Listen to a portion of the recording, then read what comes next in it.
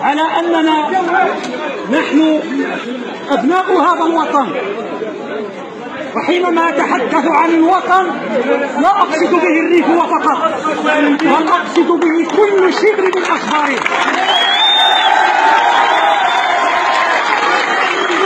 نحن مهما اختلفنا ومهما كانت لنا من آراء وأفكار، ولكنها كلها تصب في مصلحة الوطن أولا وأخيرا. لا شيء يعلو فوق مصلحة الوطن.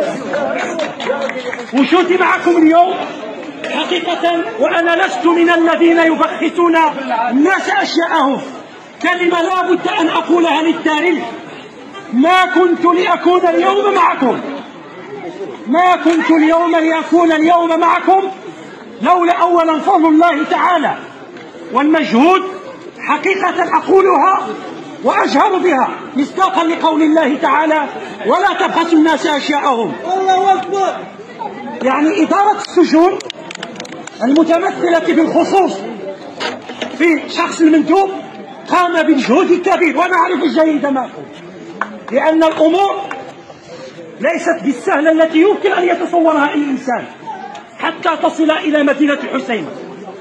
وهذا الفضل يعود أولا لله ولشخص المندوب ولكل الأطر الذين اشتغلوا إلى آخر الساعات من أجل أن تتحقق هذه الأمنية بحضور جنازة والدي رحمه الله، الذي أسميه طبعا إذا قبلتم فضلا وليس أمرا أبو الأحرار والحرائر، لأن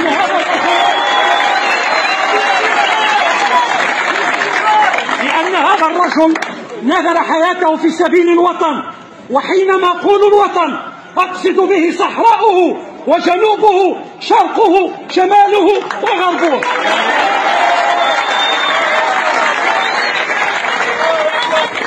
نحن بارك الله فيك، نحن كما قلنا مستعدين لنقدم دماءنا على كل شبر من أشبار هذا الوطن.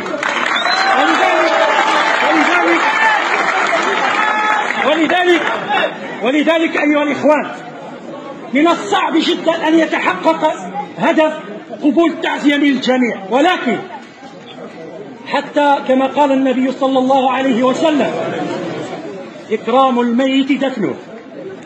الأب ديالي يتواجد في مستشفى، العائلة خصها تمشي للمستشفى باش تجيبو، سيصلى عليه إن شاء الله في مسجد العتيق كما طلب منا والدنا، والدفن ديالو إن شاء الله سيكون في مقبرة المجاهدين، ومن تعذر عنه الوصول إليه إن شاء الله سيتحقق في المقبرة.